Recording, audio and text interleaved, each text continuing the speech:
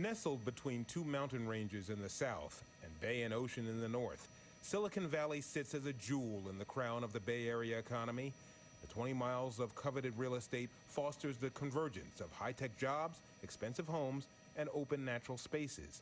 All of this, and yet something is missing: substantive numbers of brown and black faces. I don't see very many close representations of who I am. I generally don't see anybody that looks like myself on a daily basis in Silicon Valley. When I drive around or I go out someplace, it's like we're left out of this community. Being Black in Silicon Valley means never having to say there'll be too many of us. We talked to more than a half dozen people from various backgrounds and socioeconomic strata. Each relates a common staple that's become central for African Americans living and working in Silicon Valley: isolation. You really don't feel like you're participating or you have skin in the game. What I end up with is seeing African Americans as an endangered species in Silicon Valley. Our numbers are dwindling. The black population here, paltry to begin with at about 3%, has seen a decline in recent years, down to barely 1% in some places. Part of the problem? An explosion in housing costs, coupled with the latest economic downturn due to the COVID-19 pandemic.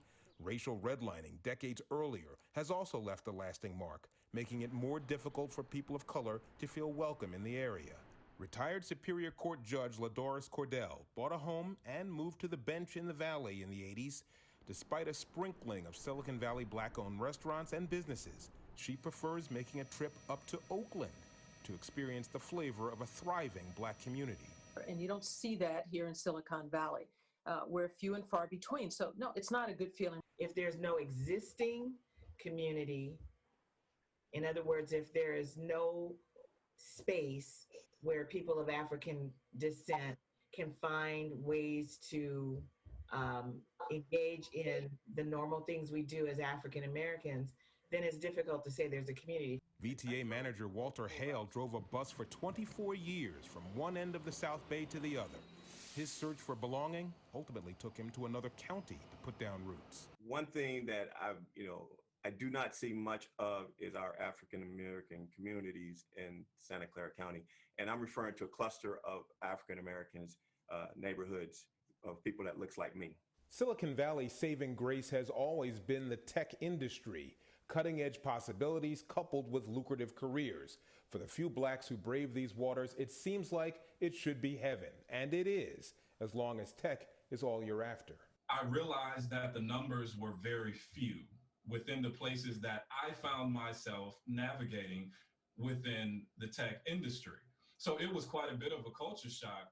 That shock soured the Apple experience for Dr. Sean Fletcher, who left the trillion-dollar Goliath for a job in academia.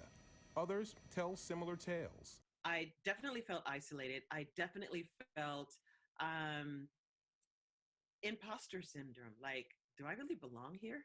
Because I don't see anybody that looks like me here. Chiwoba Allaire left Google due to disillusionment, but she stayed in tech and started a nonprofit to help young girls grow into the industry leaders of tomorrow. Trying to find other Black women in Silicon Valley is like trying to find a unicorn. Family medicine specialist Dr. Toni Mose has similar feelings, leading her to co-found Silicon Valley Black Girl Magic in 2013. It's helpful to have that common base to start from when things aren't going right. And so if issues arise, it's helpful to be able to know that someone in the group may have experienced something similar. These groups and the presence of social organizations do help, but each of the people interviewed say for African Americans, staying in Silicon Valley has become a difficult choice. I struggle with why I stay, or why should anybody stay?